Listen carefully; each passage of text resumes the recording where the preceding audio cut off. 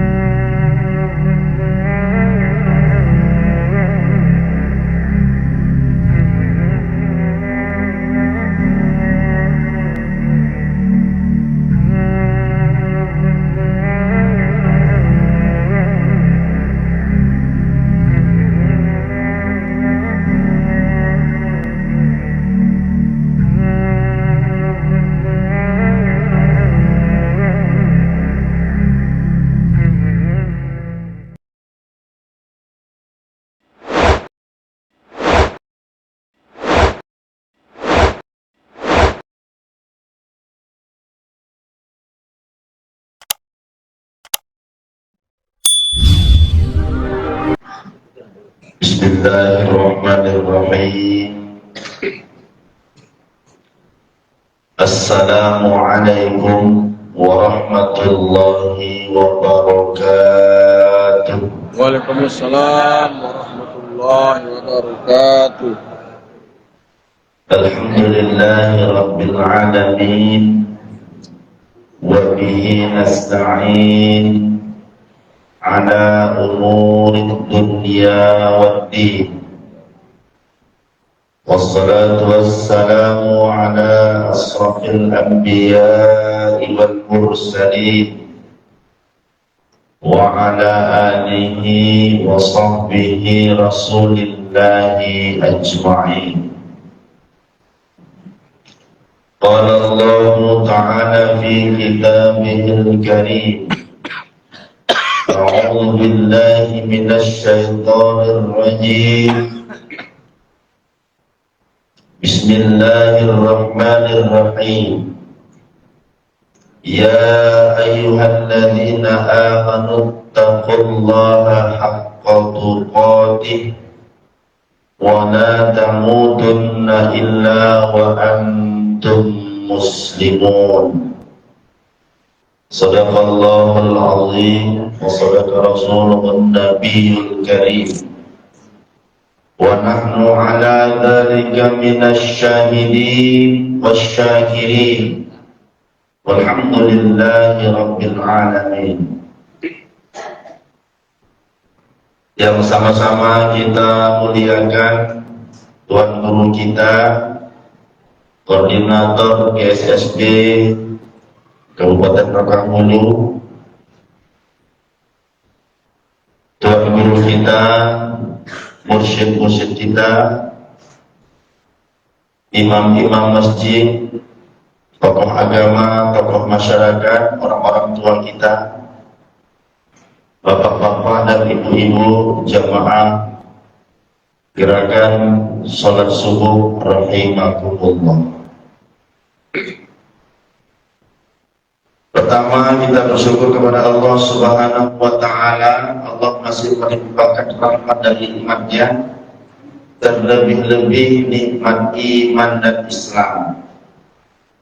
Kita bersyukur di Pasir Pangarayan, di Rokanhulu masih ada sekelompok orang yang peduli terhadap masjid. Umat Islam kalau jauh dari masjid mati. Apanya yang mati? Imannya. Maka dia tidak akan bisa berdaya, bahkan tidak akan berguna. Lebih parah daripada itu, menjadi bencana. Oleh karena itu, dengan adanya gerakan ini kita bersyukur. Mudah-mudahan kita doakan tuan-tuan guru kita sebagai pejuang-pejuangkan gerakan salat subuh berjamaah, diberi Allah kekuatan dan kesehatan, diberi Allah semangat yang tinggi terus berjuang. Namun tak dapat kita bayangkan seandainya mereka-mereka ini, tuan-tuan guru kita, karena lihat dari usianya tua-tua semua nih Pak, udah umur 50-60 semua nih, sempatlah serentak wafat semua ini, selesai gitu. Tinggal Ustadz Aryan Sori. Aku tengok Ustadz Aryan Sori semenjak dia menikahnya agak beda wajahnya. Berseri-seri. Salawat dan salam kita aturkan kehadiran junjungan alamnya Nabi besar Muhammad sallallahu alaihi wasallam. Allahumma salli wa sallim wa barik ala Sayyidina Muhammad wa ala ali Sayyidina wa maulana Muhammad. Mudah-mudahan kita sama-sama mendapatkan syafaatnya di yaumil akhir nanti. Amin Allahumma.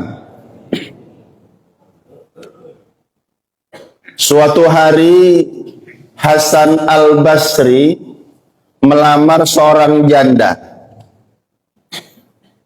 Ada sini janda, Bu? Ada. Jandanya ini Ustadz Yuli, cantik, kaya, keturunan ulama, ahli agama. Ada gak janda model begitu di sini? Yang ada di sini mungkin satu peot, gak jelas keturunan siapa, miskin, paling hebat ikut gerakan salat subuh berjamaah, itulah agamanya. Mudah-mudahan enggak, Bu ya.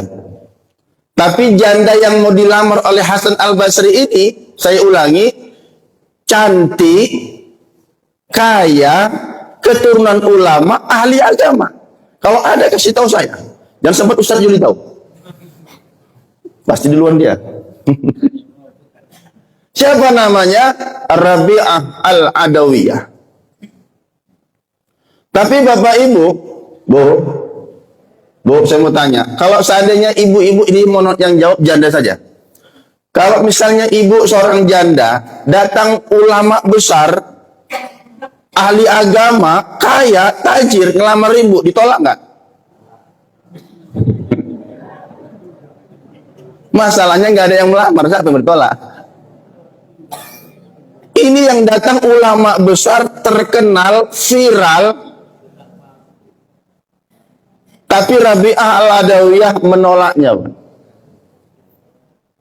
Menolak lamaran ulama ini.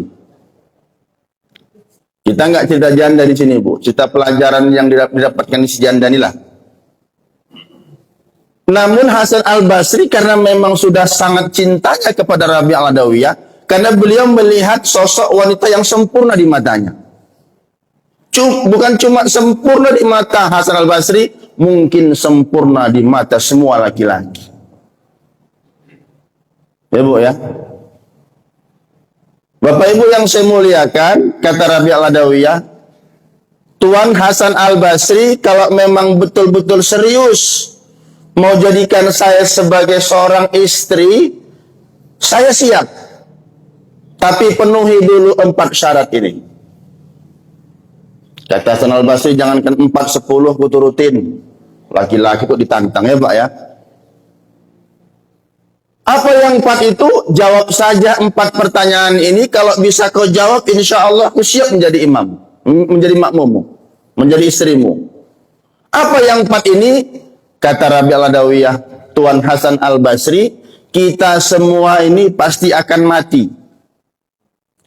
Kullu nafsin za'iqatul maut. Nggak ada yang jawab ya. Sedih kali gue rasa ber. Semama aku ceramah di sana habis ngaji ada yang jawab Allah gitu, di sini ada yang jawab. Ulang lagi. Kullu nafsin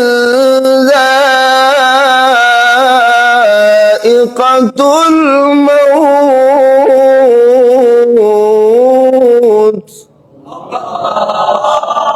Semangat Ustaz kok gitu ya kan. Kok diam semua curiga nih Ustaz ini sebenarnya serius tengah itu ibu-ibu ini. Setiap yang bernyawa pasti akan mati, kata Rabi'ah. Dan mati itu ada dua cara, su'ul khotimah atau husnul khotimah. Jadi pertanyaanmu apa Rabi'ah? Pertanyaanku, kalau kau nanti jadi suamiku, bisa nggak kau pastikan nanti aku Rabi'ah Al-Adawiyah ini mati dalam keadaan husnul khotimah? Kata Hasan Basri, yang mati aja pun belum. Jangankan kau, aku pun masih bingung. Jadi bisa jawab nggak? Wah, nggak bisa jawab. Nah, yang pertama nggak bisa jawab. Yang kedua, setelah kita mati, berpisahlah ruh dengan jasad. Jasad kembali ke asal, yaitu tanah yang disebut kuburan. Ruh kembali kepada Allah. Transit di ruang tunggu, namanya alam barzah. Di dalam alam barzah itu hanya ada dua yang kita rasakan. Kalau tidak azab kubur, nikmat kubur. Kalau tidak taman-taman surga, sudah pasti jurang api neraka. Allahumma taj'al qabrahu raudatan min riyadil jannah wa la taj'al qabrahu hufratan min khufarin nirat. Kalau tidak taman surga, positif jurang neraka. Kira-kira nanti kalau kau jadi suamiku, bisa nggak kau jamin nanti istrimu ini, Rabi'ah Al-Adawiyah ini, pada saat di alam barzah, nanti saya mendapatkan nikmat kubur. Makin bingung Hasan Al-Basri, Pak. Waduh, seulama-ulamanya ulama saat itu nggak bisa jawab. Saya sendiri belum pernah ke sana Rabi'ah, gimana mau tahu? Oke. Yang ketiga, nanti di padang mahsyar kita akan dihisab oleh Allah Subhanahu wa taala. Semua amal perbuatan akan dipertanggungjawabkan. Semua yang pernah kita lakukan akan dicatat di buku catatan amal. Buku catatan amal itu ada dua. Catatan amal dari tangan kanan atau catatan amal dari tangan kiri. Catatan amal dari tangan kanan menuliskan kebaikan-kebaikan. Famay ya'mal mithqala dzarratin khairan yarah. Catatan sebelah kiri, famay ya'mal mithqala dzarratin syarran yarah. Kira-kira nanti kalau aku jadi istrimu, wahai Tuan Hasan Al-Basri, bisa nggak kau jamin nanti aku menerima catatan amal kebaikan dari sebelah kanan yang diberikan Allah Subhanahu wa ta'ala? Apa artinya? Kalau kita menerima catatan amal dari sebelah kanan, dipastikan Pak, saldo pahala lebih besar. Tapi kalau yang kita terima catatan utang, berarti kita menerima catatan amal dari tangan sebelah kiri. Artinya dosa masih numpuk. Orang yang masih punya dosa nggak berhak Pak masuk surga. Dosa itu bisa dibersihkan dan disucikan melalui kobaran api neraka. Kata Hasan Al-Basri, tambah bingung saya Pak, nggak bisa jawab. Kalau gitu tinggal satu pertanyaan, yaitu yang keempat. Tuan Hasan Al-Basri, nanti alamat kita yang terakhir di akhirat itu ada dua. Kalau tidak sorga, ya pasti masuk neraka. Kira-kira bisa nggak kau jamin nanti aku nanti kalau jadi istrimu masuk ke dalam sorga? Dan masuknya itu bukan lagi transit di neraka dulu, tidak. Tapi langsung masuk sorga. Bisa nggak dijamin? Kata Nasbasi, jangankan nasibmu, nasibku belum jelas. Kalau memang kau tidak bisa menjamin kondisiku yang 4 ini, nggak bisa menjamin matiku husnul khotimah, nggak bisa menjamin nanti di alam barzakh mendapatkan nikmat kubur, nggak bisa menjamin memberikan catatan amal dari tangan kanan, dan tidak menjamin aku masuk surga, untuk apa aku berikan cintamu kepadaku, wahai Hasan Al-Basri, yang selama ini cintaku hanya kuberikan kepada Allah Subhanahu wa ta'ala. Allahu Akbar. Nanti kalau aku menikah denganmu, cintaku kuberikan kepadamu, maka aku khawatir terpengaruh cintaku kepada Allah Subhanahu wa ta'ala. Adakah Bapak Ibu yang cintanya kepada Allah dan Rasulnya melebihi ketimbang cinta kita kepada yang lain? Bu? Bu? Oh, Bu? Cumananya, Bu? Inilah yang mesti kita pelajari. Maka ibu-ibu nanti pulang ke rumah yang punya suami, yang janda nggak usah. Yang punya suami tanya sama suaminya masing-masing. Oh bang, Dek, nanti aku akan mati bang. Alhamdulillah. Kata suaminya pula. Maksudnya begini bang, nanti kalau aku mati bang, kira-kira bang bisa nggak abang jamin aku nanti matinya husnul khotimah bang? Ayo, apa jawaban bapak? Pak, apa jawabannya Pak? Bisa jamin Pak? Menjamin nggak bisa, tapi berikhtiar itu wajib. Ya Pak ya? Oh dindaku sayang, kaulah belahan hatiku, kaulah jantung hatiku. Aku pengen engkau masuk surga, aku pengen engkau mati dalam keadaan husnul khotimah. Bagaimana caranya? Maka perbanyaklah amal-amal kebaikan. Seorang suami wajib membimbing, mendidik istrinya agar taat kepada Allah, agar semua yang dilakukan istri dipastikan adalah perbuatan-perbuatan yang baik. Maka ini tanggung jawab seorang suami kepada istri. Ya Bu? Bu? Jadi kalau seperti ini kan alhamdulillah bapak-bapak pergi ke masjid, ke SSB, ibu diajak, ya Bu? Ya Bu? Ada nggak ibu-ibu yang hadir di sini diajak suaminya? Ada Bu ya? Ada nggak ibu-ibu di sini yang diajak suami orang? Bahaya itu dia. Ada nggak bapak-bapak di sini yang hadir sholat subuh ini membawa istrinya ke masjid? Ada Pak ya? Ada yang membawa istri orang? Ada. Ada, orang saya supir Pak katanya. Ya kan supir kan, bawa istri orang, ibu-ibu di belakang. Bapak Ibu yang saya muliakan, Allah Subhanahu wa ta'ala berfirman di dalam Al-Quranul Karim, Bismillahirrahmanirrahim, wa'mur ahlaka bis-shalah. Perintahkan keluargamu untuk mendirikan salat. Saya ulangi, dalam surat Thaha ayat 132 Allah Subhanahu wa taala menyampaikan wa'mur ahlaka bis-shalah wastabir 'alaiha. Perintahkan keluargamu untuk mendirikan sholat. Artinya Bapak Ibu, hari ini kita melihat, coba generasi kita yang hadir di sini, saya yakin adik-adik yang muda-muda ini itu anak pesantren. Iya Bu? Ya Ustaz, dari pesantren mana? Al-Izzah. Beliau ya kan. Bapak Ibu yang saya muliakan, perintah dalam Al-Quran adalah perintahkan keluargamu untuk mendirikan sholat. Pak, kita sebagai orang tua, ya, taat kepada Allah, rajin ibadah, tapi istri dibiarin gak ibadah.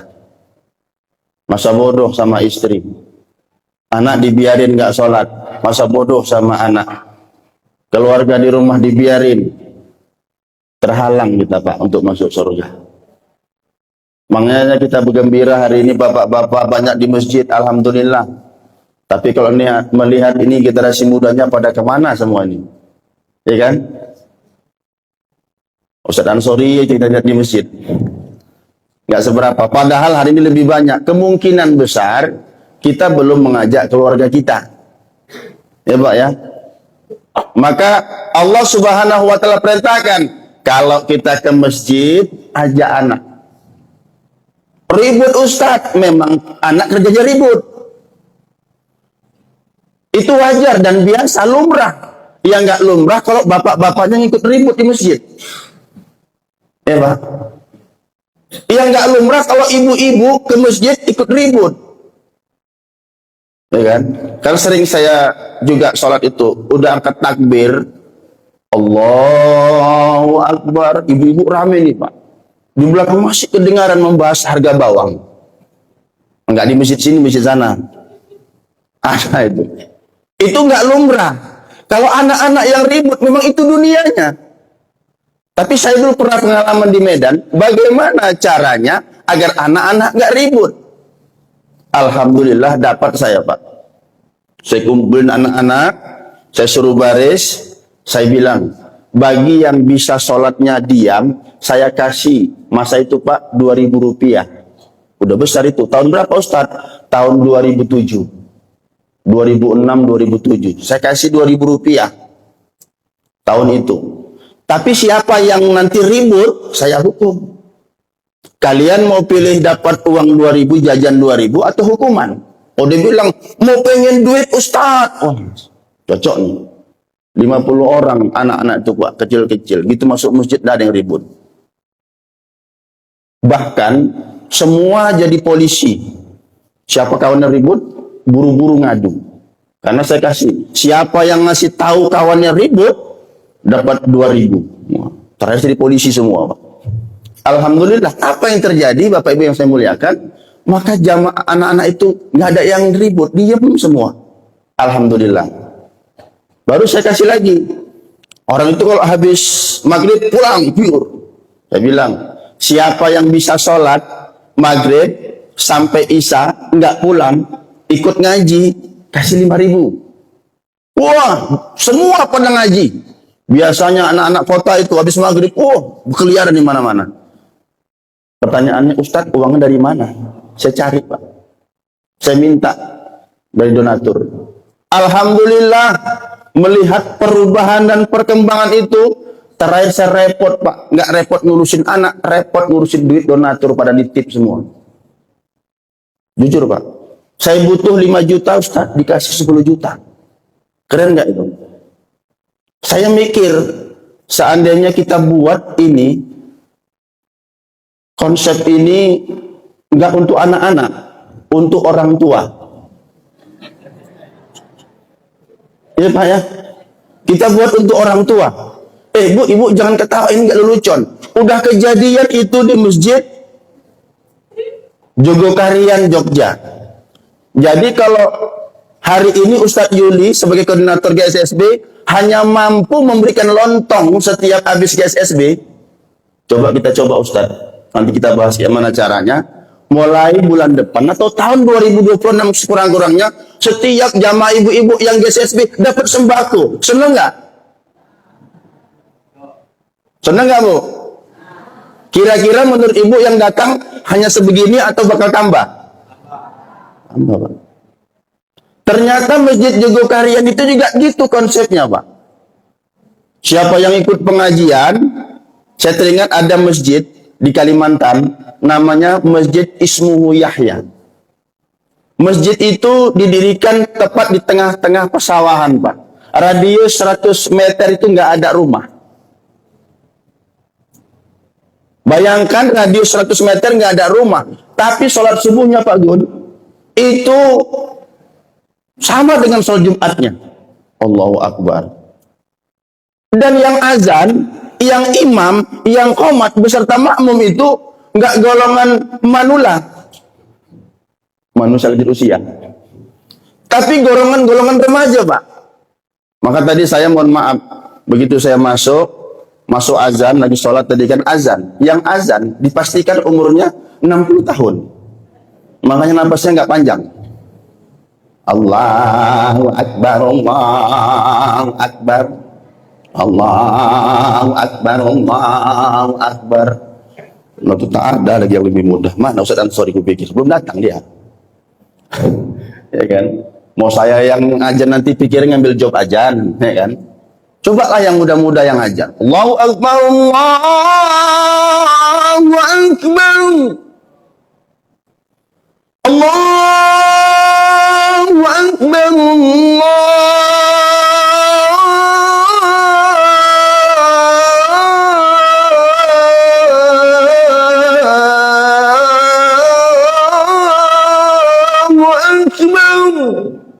kan enak siapa aja tuh Ahmad Siregar, ya Allah bagus sesuatu udah ganteng orangnya katanya kan. Berapa bininya tuh katanya kan. Pak, kita perlu belajar dari model-model seperti ini. Bagaimana konsep-konsep yang dilakukan oleh Badan Kemakmuran Masjid sehingga masjid itu bisa ramai. Saya yakin dan percaya Masjid Al-Hikmah ini ramai pada pagi ini. Insya Allah besok pagi subuh mungkin nggak seperti itu. Pak.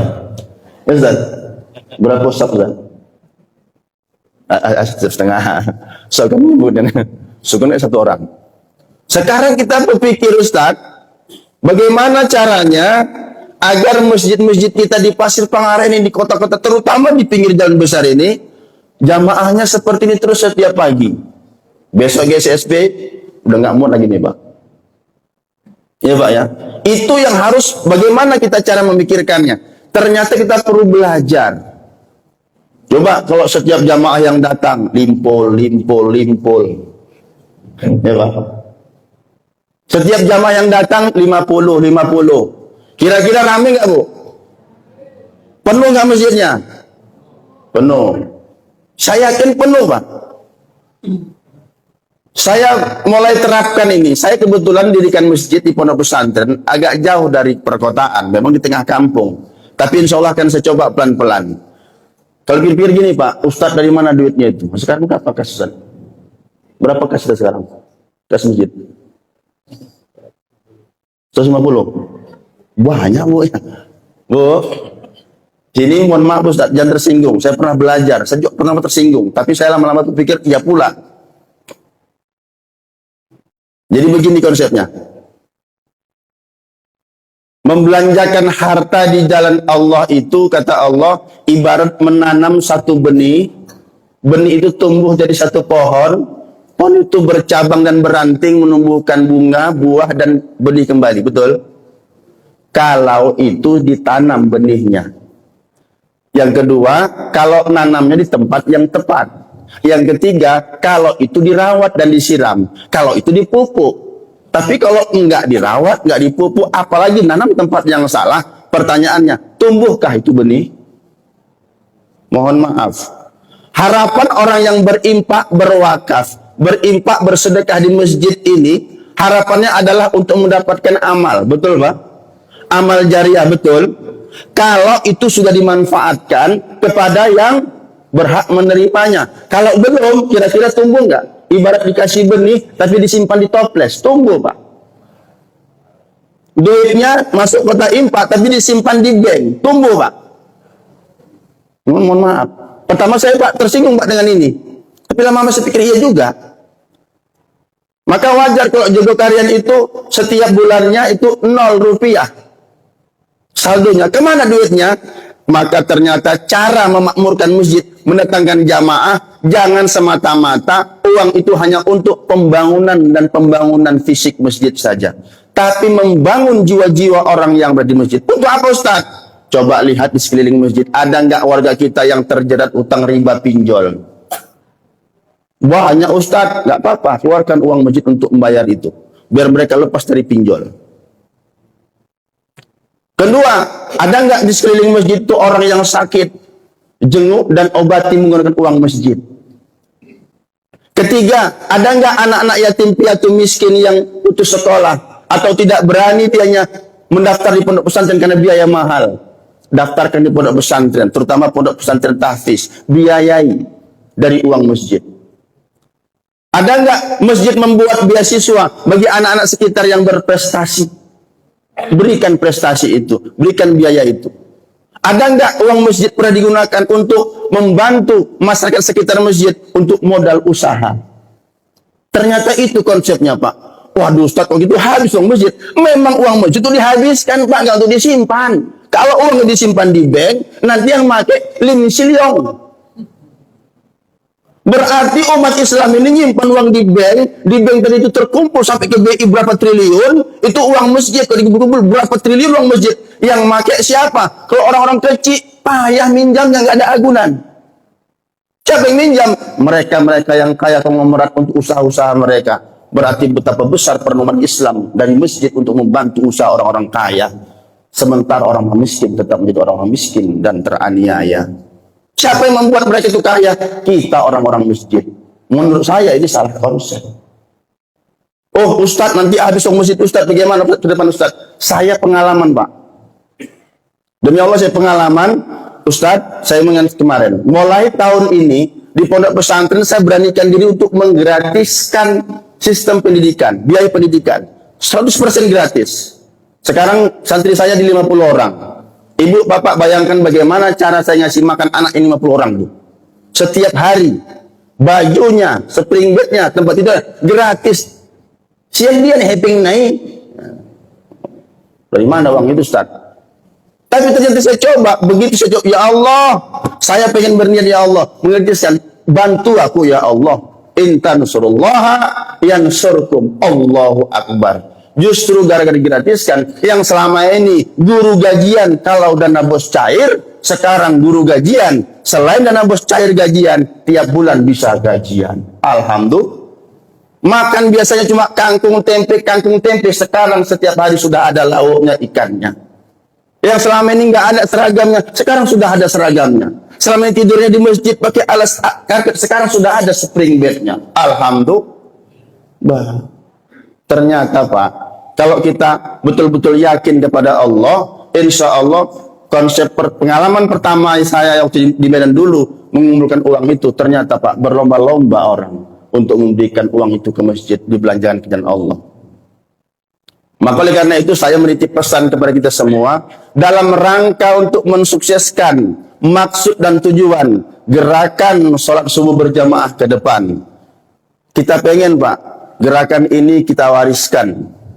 Ketika nanti Ustadz Yuli sudah tak ada lagi, beliau sudah wafat berpulang ke rahmatullah entah berapa tahun ke depan, gerakan sholat subuh ini terus ada dan semakin berkembang. Tidak hanya di satu masjid tertentu, tapi bisa jadi di setiap masjid ada gerakan sholat subuhnya. Allahu Akbar. Gimana caranya? Ayo, mari kita berpikir bagaimana cara menarik jamaah-jamaah di sekitar kita untuk sholat ke masjid. Dimulai dari mana? Apa? Konsep ekonomi. Maka alhamdulillah kita ada beberapa belajar bersama masjid-masjid yang ada di Jogokarian dan Ismu Yahya. Alhamdulillah kita belajar. Begitu konsepnya rupanya Pak. Dan tanpa kita sadari, itu pernah saya amalkan. Satu saya amalkan ketika di Medan dulu ngurusin anak-anak yang ngaji tadi. Ternyata begitu konsepnya. Benar. Kita berani dan orang melihat bagaimana perkembangannya. Pasti orang bertanya, apa yang bisa aku bantu untuk masjid ini? Saya yakin dan percaya, kalaupun kita berlakukan Pak, misalnya, setiap jamaah yang hadir dikasih sembako ataupun 50.000 duit misalnya, saya yakin beliau-beliau ini menerima, tapi pasti dibalikkan lagi. Pak Gun, dikasih limpul, apa Bapak pulang dulu itu? Saya yakin Bapak tambah limpul lagi untuk masuk ke kota. Yakin saya. Tapi bagi mereka-mereka yang masih sampai situ imannya Pak, sudah datang ke masjid gara-gara limpul tuh. 2 bulan, 3 bulan yang mereka nerima uang itu Pak. Tapi 3 bulan ke depan mereka menjadi donatur masjid ini. Maka wajar 3 tahun berikutnya pendapatan masjid itu Pak 5 miliar sebulan. Sekarang berapa sebulan Ustaz? Ada 1 miliar. Pengen nggak Ustaz masjid ini besok 1 bulannya 2 miliar? Pengen nggak?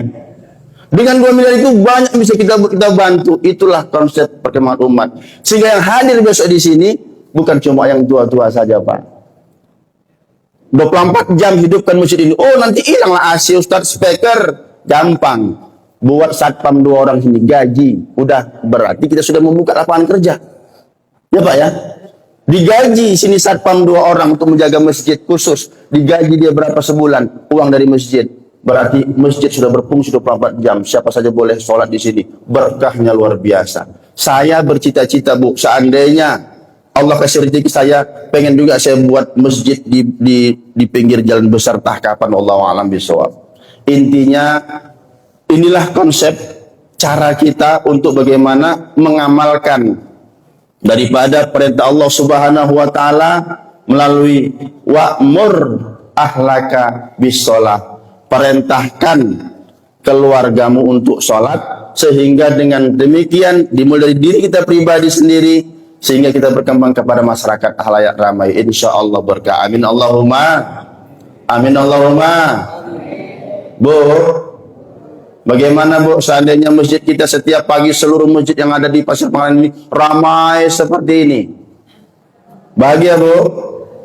Kaji terakhir saya sampaikan, Pak, setiap orang yang memberikan infak dan sedekahnya kepada masjid dan kegiatan keagamaan, insya Allah setelah saya pelajari, disitulah keberkahan. Kenapa? Dia semakin kaya, semakin hilang masalahnya, terakhir semakin makbul doanya. Apa yang saya sampaikan? Bahwasanya antara doa dan sedekah ini itu hubungannya sangat erat, bahkan sebagai penentu. Ibarat mata pancing dengan umpan. Selama ini Pak kita berdoa saja sambil menangis berdoa, ya Allah ya Rabbi, betapa susahnya hidupku ya Allah, banyak masalah yang aku hadapi ya Allah, anakku tak ada yang mau sekolah ya Allah. Nangis Pak, tapi polin Pak, nggak mau sedekah. Itu ibarat orang yang mancing tak pakai umpan. Dapat ikannya? Enggak. Tapi orang yang mancing pakai umpan, ibarat dia berdoa, setelah dia berdoa, dia bersedekah. Atau sedekah dulu baru berdoa. Ya Allah, asbab sedekah ini kabulkan doaku. Jadikan anakku anak yang soleh. Pulang. Maka ternyata orang yang rajin berdoa, nggak pakai sedekah, itu ibarat orang mancing tanpa umpan. Orang yang tak berdoa tapi rajin sedekah, beda Pak. Itu ibarat orang yang ngasih makan ikan di kolam. Tahu Pak? Ikan di kolam dikasih makan, datang nggak ikannya? Semua ikan jenis datang Pak. Kasih. Kapan dia mau tinggal ambil. Maksudnya Ustadz, orang yang rajin sedekah, nggak pun dia minta, nggak dia berdoa, Allah sudah tahu kebutuhannya dan Allah berikan sebelum dia meminta. Allahu Akbar. Artinya kita hari ini susah, banyak masalah, bukan karena Allah itu nggak sayang sama kita nggak sayang dengan diri kita sendiri. Sebagai bukti coba kita lihat, Allah berikan nikmat tidak pakai udah main kasih gitu aja. Allah curahkan itu seperti hujan. Tapi gitu kita kepada Allah masih perhitungan. Sering sampaikan, ada 7 lembar uang di dompet kita. Ada 150, 20, 10, 5.000, 2.000, dan 1.000. Ketika lewatlah tadi kotak infak, berapa yang masukkan? 1.000. Ngasihnya 1.000, mintanya 100.000. Itulah manusia. Dan insya Allah, saya Ahmad Siregar menyampaikan, tidak punya kebun, nggak punya rumah, nggak punya tanah, nggak punya penghasilan, tiap bulan cuma menerima sertifikasi dan impasing 2,5 juta. Alhamdulillah. Tapi bisa Pak, anak gratis pondok 50 orang sebanyak itu. Dari mana amalannya? Kalau lewat kota infak ataupun kalau kita ke masjid subuh, upayakan berikanlah uang yang terbaik di hadapan Allah. Betul? Tengok dompet tuh, ada cepek, masukkan cepek. Cuma cepek Pak, masukkan semua, dompet-dompet dan sekalian. Allah yang jamin. Betul? Tapi harus ya yakin. Kalau nggak yakin nggak bisa. Bapak Ibu yang saya muliakan, mungkin ini saja dapat saya sampaikan. Intinya adalah kesimpulan daripada ceramah kita pada pagi hari ini adalah mari sama-sama kita bagaimana memikirkan agar GSSD ini besok pengikutnya semakin bertambah dan semakin bertambah generasi. Jangan cuma orang-orang tua saja. Beliau-beliau besok nggak ada, siapa lagi besok yang tahlil baca doa. Tadi Tuan Guru baca doa, ya Allah sahdunya kalau sampai menangis. Tapi ketika beliau besok tak ada, siapa lagi penerusnya?